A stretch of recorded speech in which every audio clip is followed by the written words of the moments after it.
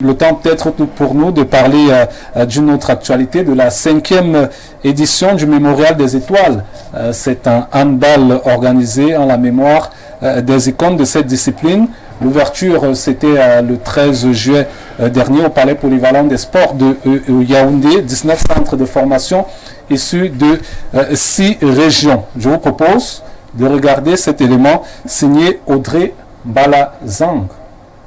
La compétition de handball organisée en la mémoire des icônes de cette discipline sportive au Cameroun depuis quelques années a connu une effervescence assez particulière en cette année 2022. Ouverte le 13 juillet dernier au Palais Polyvalent des Sports de Yaoundé, elle a regroupé 19 centres de formation issus des 6 régions du Cameroun, soit 9 chez les messieurs et 10 chez les dames. Pendant une dizaine de jours, ces jeunes handballeurs aux ambitions démesurées se sont frottés les uns aux autres, produisant un spectacle de haut vol pour le grand bonheur des amoureux de cette belle discipline sportive, de quoi satisfaire les organisateurs. Alors le bilan en tant que tel, je pense que sur le plan technique, c'est une grande satisfaction.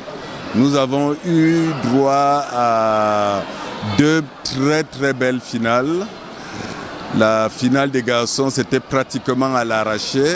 Et puis, à mon avis, il y a un travail très important qui est réalisé au niveau de chaque région. Cette 5e édition du Mémorial des Étoiles du handball camerounais, organisée sous la houlette de Paulin Youmsi, passionné de ce sport, le handball a connu plusieurs innovations, dont la plus étonnante était cette avérée observée chez les jeunes arbitres issus du Septentrion. Ce binôme qui a d'ailleurs eu l'insigne honneur de diriger la finale dames de cette année. Moi, je m'appelle Yinga Wayan. Tu as quel âge? J'ai 13 ans. Parce que c'est une discipline qui me plaît bien quand même. Bon, ce que compte faire après, je vais continuer avec l'arbitrage. L'édition 2022 de cette compétition qui met en exergue le talent des futurs internationaux de handball camerounais est rentrée dans les annales avec un bilan satisfaisant dressé par la directrice du tournoi. Bien, nous pouvons retenir que 19 centres de formation ont pris part au tournoi, 9 chez les garçons et 10 chez les dames. Et nous avons eu 6 régions représentées. Nous avons eu le vainqueur, vous avez vu tout à l'heure, nous avons eu les vainqueurs qui sont Tondeur du centre chez les dames et Ngaoundera handball chez les messieurs.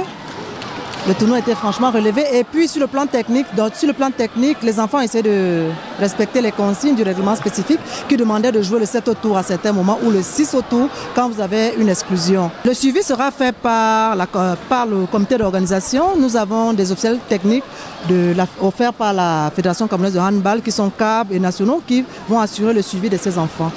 Après ces moments d'intense communion entre amoureux de cette belle discipline sportive et la jeune génération de handballeurs, le rendez-vous a été pris pour 2023 pour le compte de cette 6e édition. Merci à la très charmante Audrey Balazang pour ce magnifique reportage avec le concours de Ella Jean-Nic, de Thomas Dakendi également. Thomas Dakendi qui s'est occupé du round-up de l'actualité sportive. Mais Muriel Andier s'est occupé de poser sa très ravissante voix pour que ça puisse donner une très belle... C'est d'ailleurs une coloration que nous avons tant souhaité dans ce programme. C'est un programme qui se veut, comment je vais dire, mixte, parce que là, il ne faut pas monopoliser la parole. D'un seul côté, il est bien vrai, par moment, on dit que la gente féminine vient embellir la chose. Donc, moi, je pense qu'aujourd'hui, avec le concours de ces charmantes voix-là, ça va donner une autre coloration à cette belle émission. Merci. Merci.